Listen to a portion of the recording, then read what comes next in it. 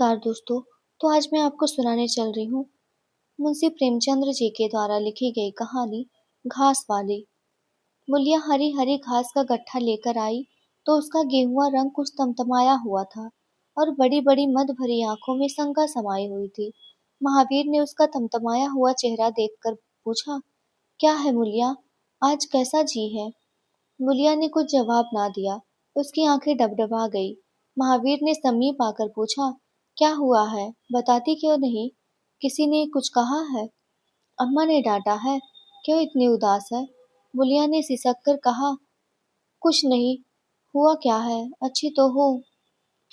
महावीर ने मुलिया को सिर से पांव तक देखकर कहा, चुपचाप रोएगी, बताएगी नहीं? मुलिया ने बात टालकर कहा, कोई बात भी हो, क्या बताऊं? मुलिया इस ऊसर में गुलाब का फूल थी, गेहुआ रंग था, हिरन की सी आंखें, नीचे खिंचा हुआ चिबूक, कपोलों पर हल्की लालिमा, बड़ी बड़ी नुकीली पलकें, आंखों में एक विचित्र आर्द्रता जिसमें एक स्पष्ट वेदना, एक मूक व्यथा झलकती रहती थी। मालूम नहीं चमारों के इस घर में वह अप्सरा कहाँ से आ गई थी। क्या उसका कोमल फूल सा गात इस योग्य था कि सर पर घास की टोकरी रखकर बेचने जाती? उस गांव में भी ऐसे लोग मौजूद थे जो उसके तलवे के नीचे आंख बिछाते थे, उसकी एक चितवन के लिए तरसते थे, जिनसे अगर वह एक शब्द भी बोलती तो निहाल हो जाते।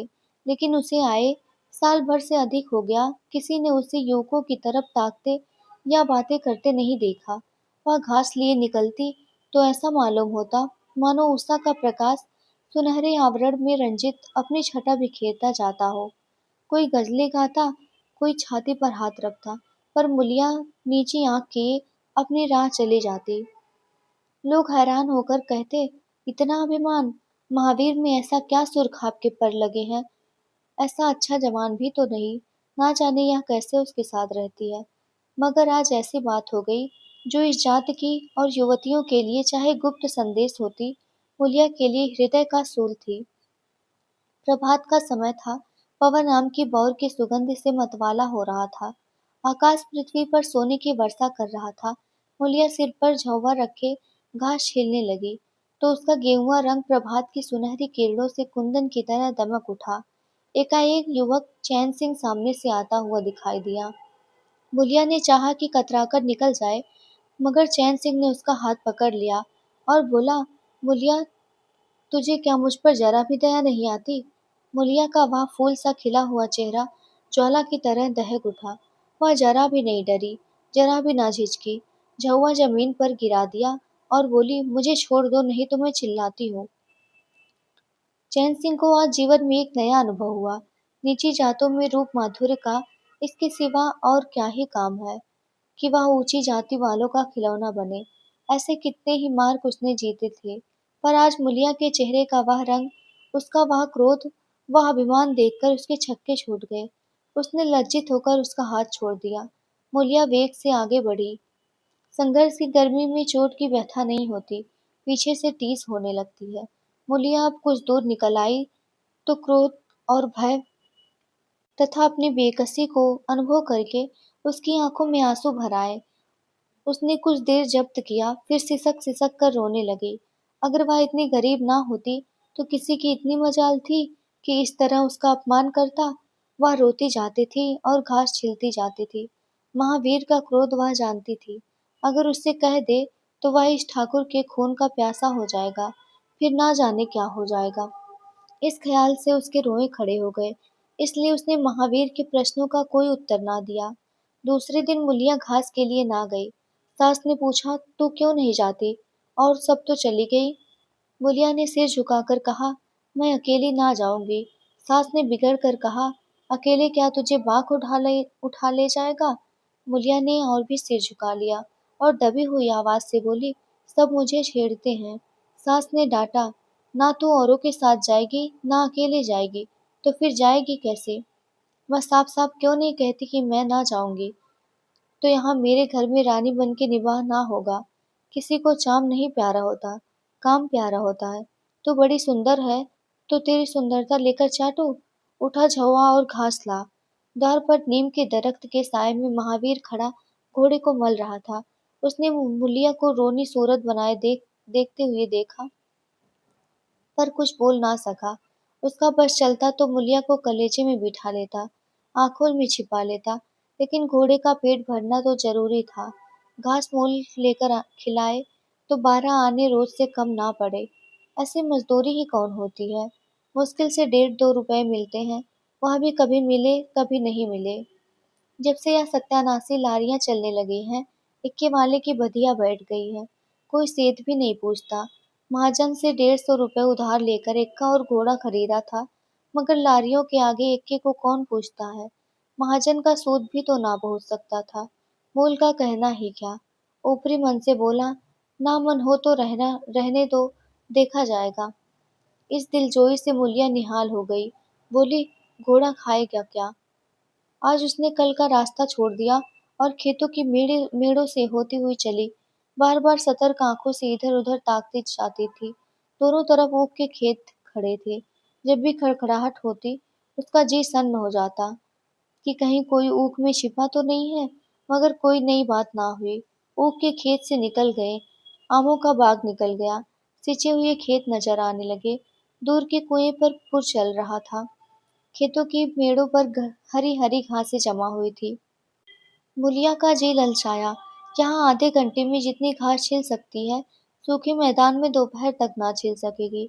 यहाँ देखता ही कौन है? कौन कोई चिल्लाएगा तो चली जाऊंगी। और बैठकर घास छिलने लगी और 1 घंटे में उसका झाबा आधे से ज्यादा भर गया।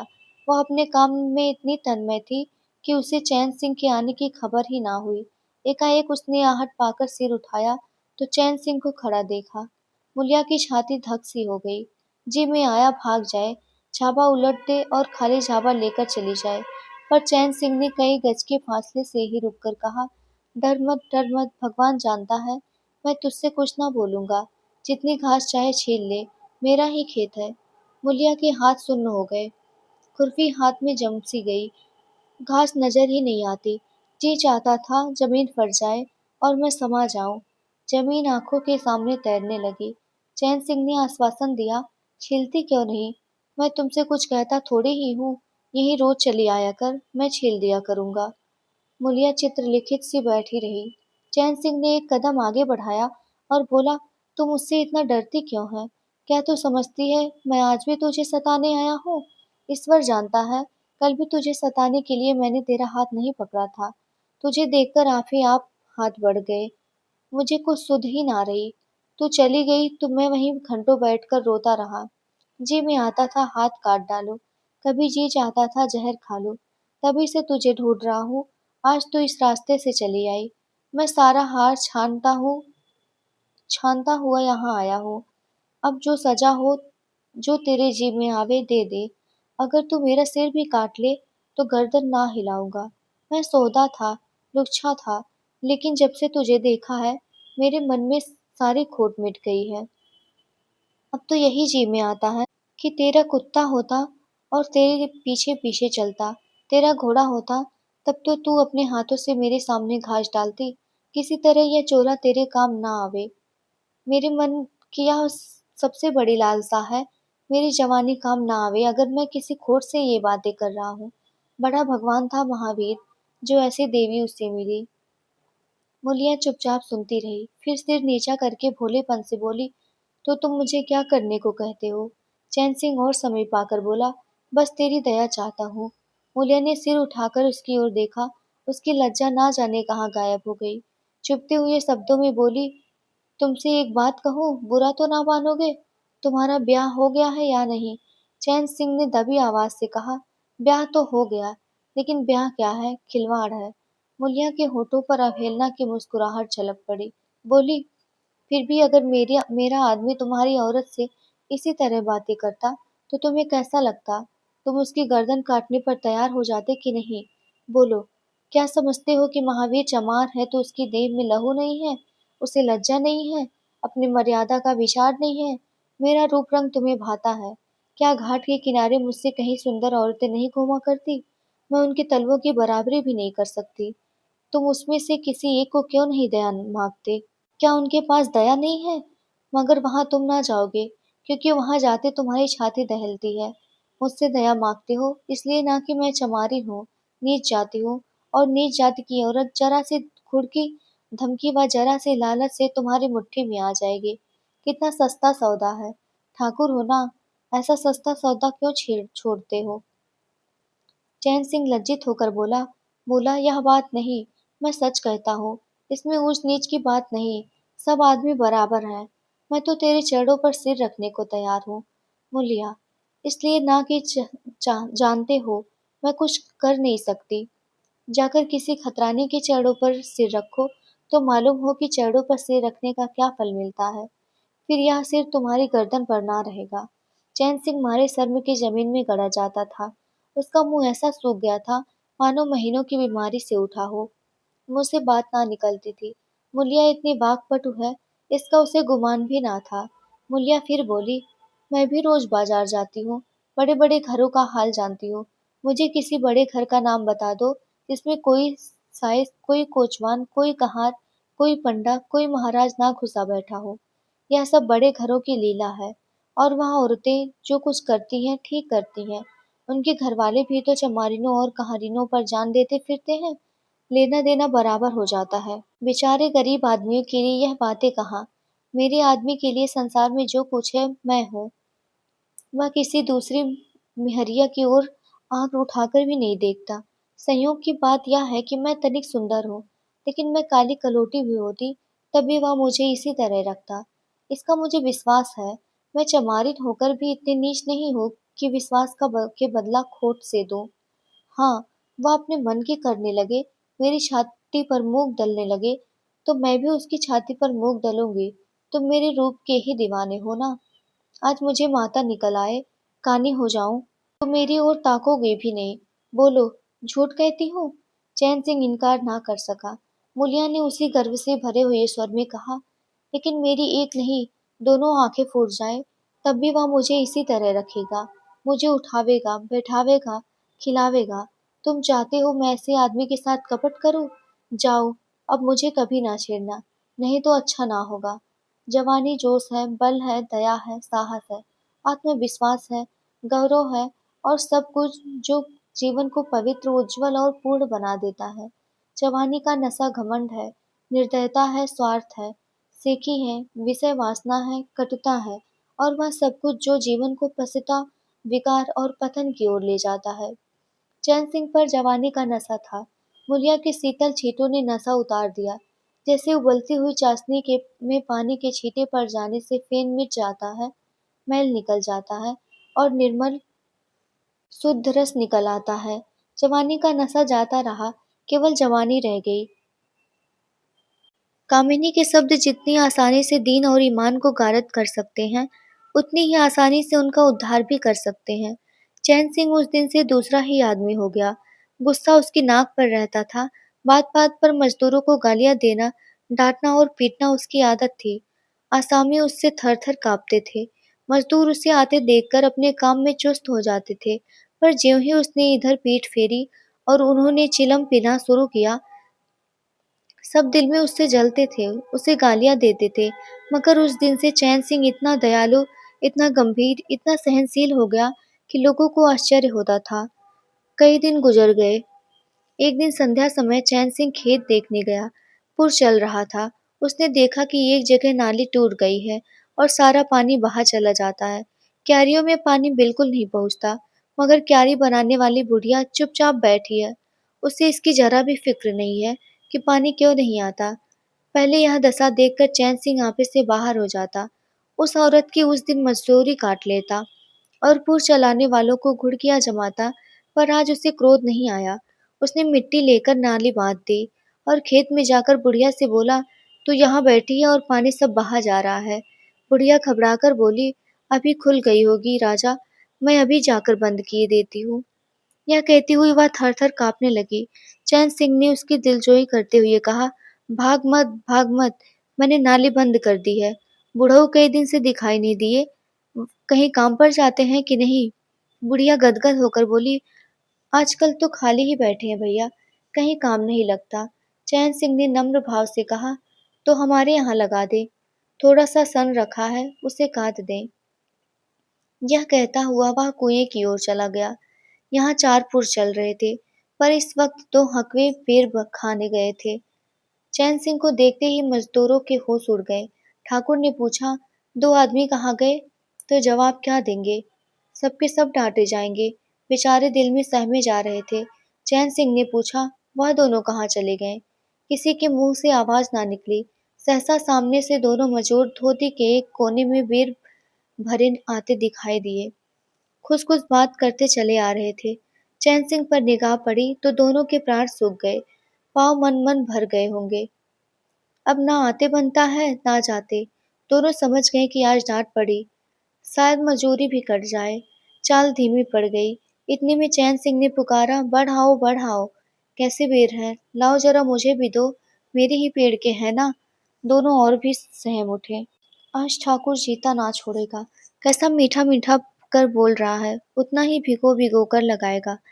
बेचारे और भी सिकुड़ गए। चैन सिंह ने फिर कहा, जल्दी से आओ जी, पक्की पक्की सब मैं ले लूंगा।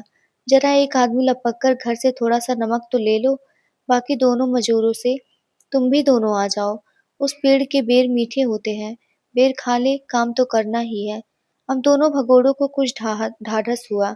सभी ने जाकर सब बेर चैन सिंह के आगे डाल दिए और पक्के पक्के छाट कर उसे देने लगे। एक आदमी नमक लाने दौड़ा। आधे घंटे तक चारों पुर बंद रहे। जब जब सब बेर उड़ गए और ठाकुर चलने लगे तो दोनों अपराधियों ने हाथ जोड़कर कहा, भैया जी, आज जान बख्शी हो जाए। बड़ी भूख लगी थी, नहीं तो कभी ना जाते। चैन सिंह ने नम्रता से कहा, तो इसमें बुराई क्या हुई? मैंने भी तो बेर खाए। एक आधा घंटे का हरज हुआ, यही ना। तुम चाहोगे तो घंटे भर का काम आधा घंटे में कर दोगे। ना चाहोगे दिन भर में भी घंटे भर का काम ना होगा। चैन सिंह चला गया तो चारों बातें करने लगे।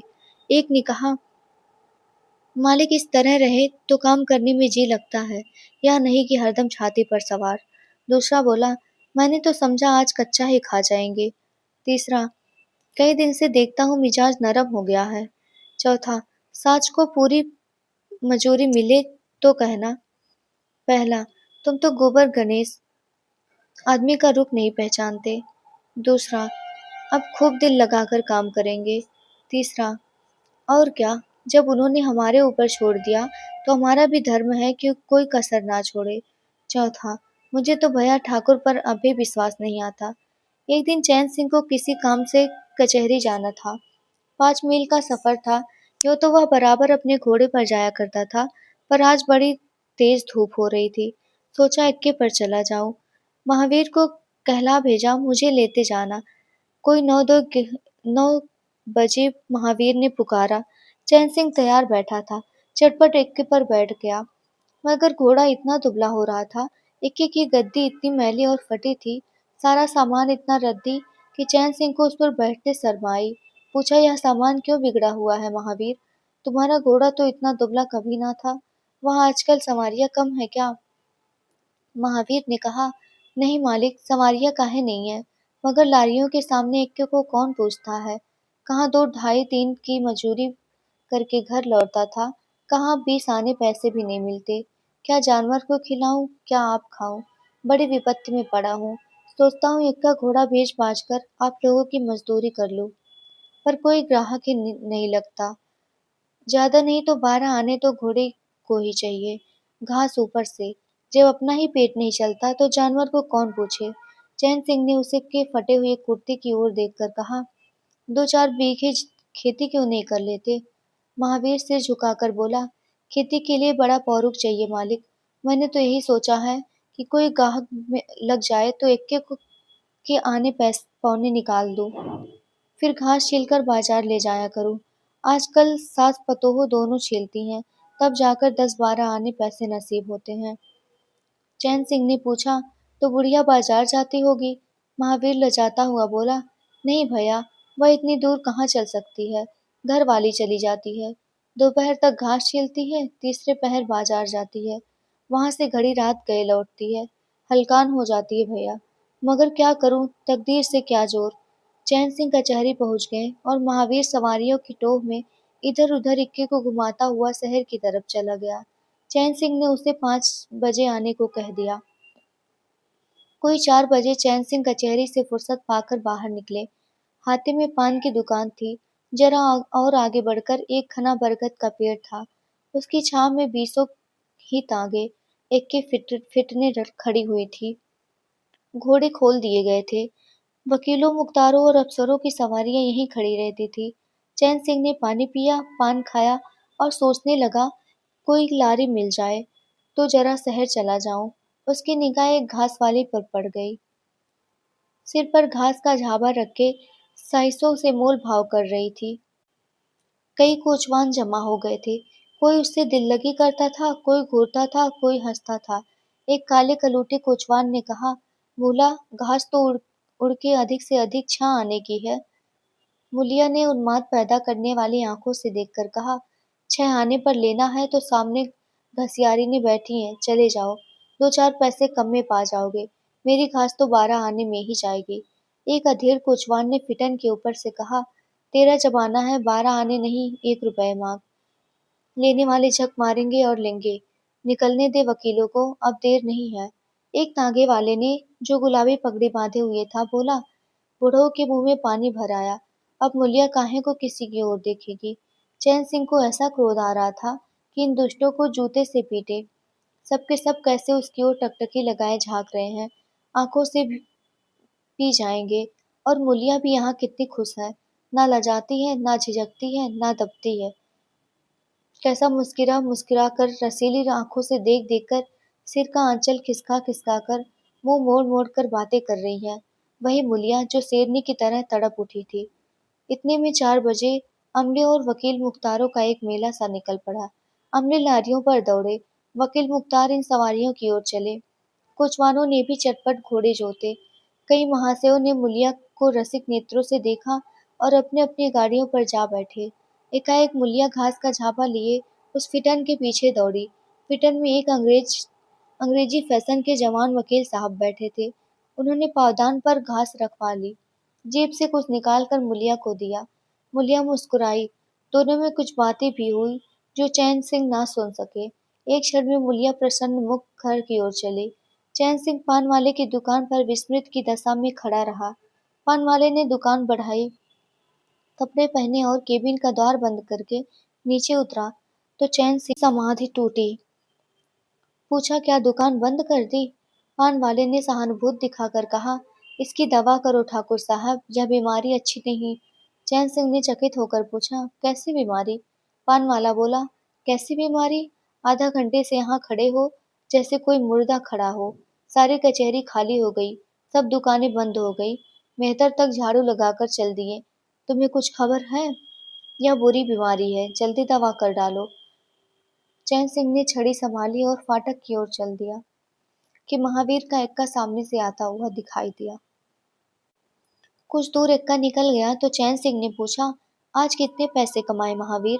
महावीर ने हंसकर कहा, आज तो मालिक दिन भर खड़ा ही रह गया, किसी ने बेकार में भी ना पकड़ा, ऊपर से 4 पैसे की बीड़ियां पी गया। चैन सिंह ने जरा देर के बाद कहा, मेरी एक सलाह है, तुम मुझसे 1 रुपया रोज लिया करो। बस जब मैं बुलाऊं तो एक्का लेकर चले आया करो। तब तो तुम्हारी घरवाली को घास लेकर बाजार ना जाना पड़ेगा। बोलो, मंजूर है?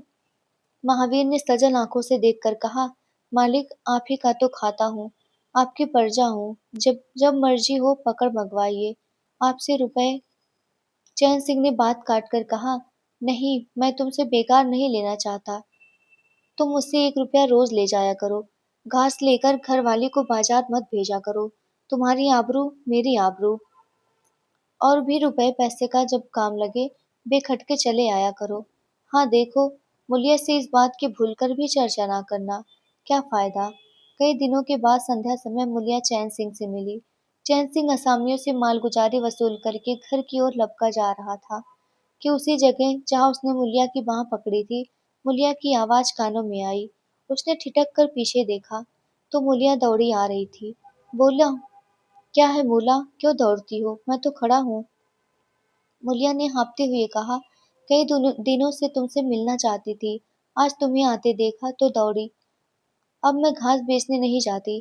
चैन सिंह ने कहा, बहुत अच्छी बात है, क्या तुमने मुझे घास बेचते देखा है? हाँ, एक दिन देखा था। क्या महावीर ने तुझसे सब कह डाला? मैंने तो मना कर दिया था, वह मुझसे कोई बात नहीं छिपाता। दोनों एक क्षण चुप खड़े रहे, किसी को कोई बात ना सूझती थी। एकाएक मुलिया ने मुस्कुरा कर कहा, यहाँ तुमने मेरी बाह पकड़ी थी। चैन सिंह ने लज्जित होकर कहा, उसको भूल जाओ मोला, मुझ पर ना जाने कौन सा भूत सवार था। मुलिया गदगद कंठ से बोली, उसे क्यों भूल जाऊं? उसी बांह गहे की लाज तो निभा रहे हो। गरीब आदमी जो चाहे सो करावे। तुमने मुझे बचा लिया। फिर दोनों चुप हो गए। जरा देर के बाद मुलिया ने फिर कहा, तुमने समझा होगा, मैं हंसने बोलने में मगन हो रही थी। चैन सिंह ने बलपूर्वक कहा, नहीं मुलिया, मैंने एक क्षण के लिए भी नहीं समझा। मुलिया मुस्कुरा कर बोली, मुझे तुमसे यही आशा थी और है। पवन सिंचे हुए खेतों में विश्राम करने जा रहा था। सूर्य निशा की गोद में विश्राम करने जा रहा था और उस मलिन प्रकाश में चैन सिंह मुलिया की विलीन होती हुई रेखा को खड़ा देख रहा था। तो ये थी कहानी। आशा करती हूँ आप लोगों को पसंद आई होगी। अगर पसंद आई हो तो मेरे चैनल को लाइक शेयर और सब्सक्राइब करना मत भूलिएगा और आगे की कहानियों के लिए मेरे साथ जुड़े रहिएगा। धन्यवाद आप सभी को।